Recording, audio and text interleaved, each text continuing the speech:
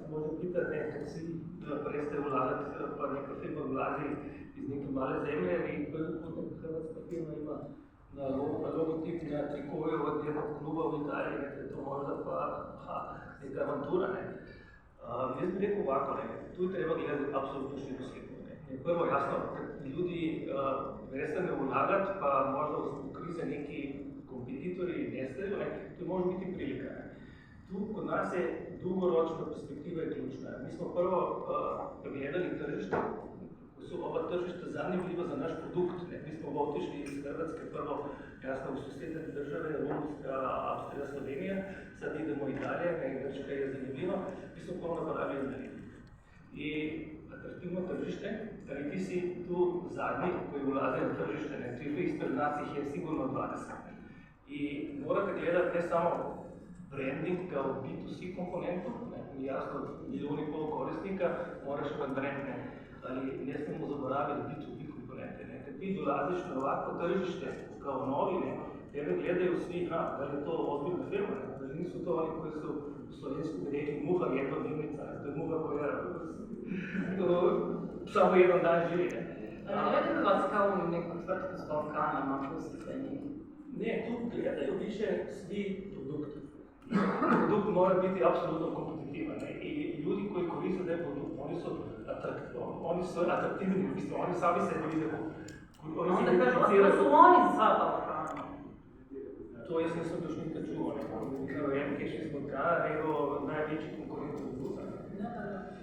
B2B komponenta je bitna zbog toga jer tebe i partneri gledaju ako si ti ozbiljan, ne, još ulaganja, i to je bitno, ne, da mi pokažemo to ozbiljnost. Mi nismo neki avanturist, nego da je to seriozni ulazak u to je bitno dugoročna komponenta. Mi nikad ne bi ulagali u tržišta, da ne bi bilo tu perspektive za budući rast i profitabilnost. Apsolutno, to je prvo i osnovno. Lidija, što bi rekli, što je glavna kočnica hrvatskim tvrtkama koja je većina ovakve iskorake, kako smo mi ovdje čuli? Pa ne znam, evo kad pogledam cijeli taj dio oko funkcije financija i odlučivanja i svega, možda nekoliko stvari. Recimo ima jako lijepih primjera u velikim hrvatskim tvrtkama koje su unutar odjela financija napravile posebne funkcije, odnosno male odjele koje se bave zapravo implementacijom i razvojem takvih sustava.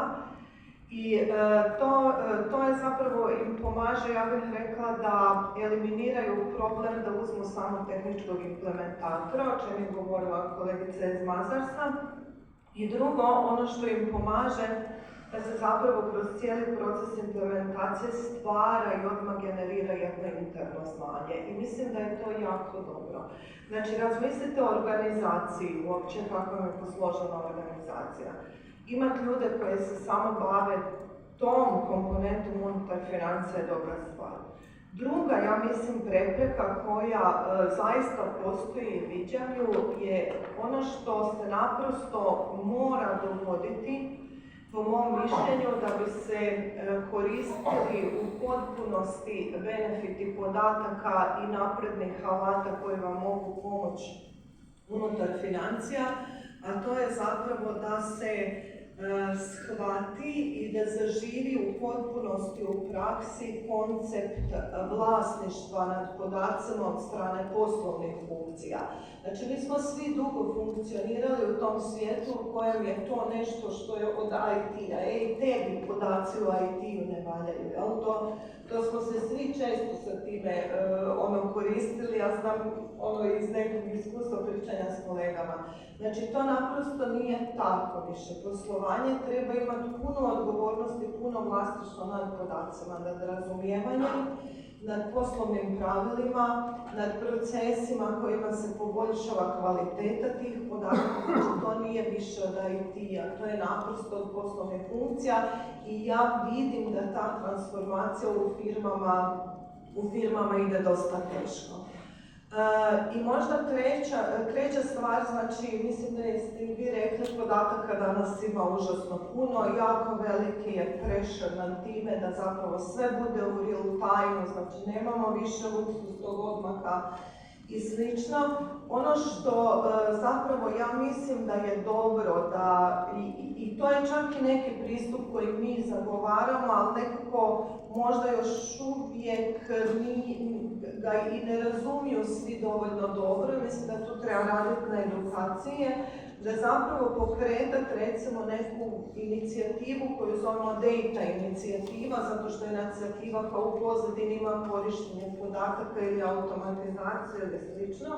Nema smisla pokretati dok zapravo ona nije identificirana i posložena iz perspektive nekog poslovnog cilja. Znači ona otkud krećemo šta je cilj kompanije, izaći na novo tržište, pustiti novu uslugu ili slično.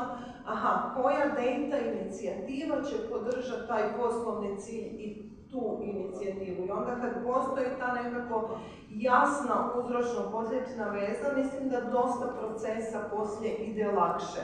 Primarno mislim na sam proces kako se to odradi, a drugo mislim na proces da adoptiona poslije u organizacijama i punog prihvaćanja toga da postane zapravo business as usual.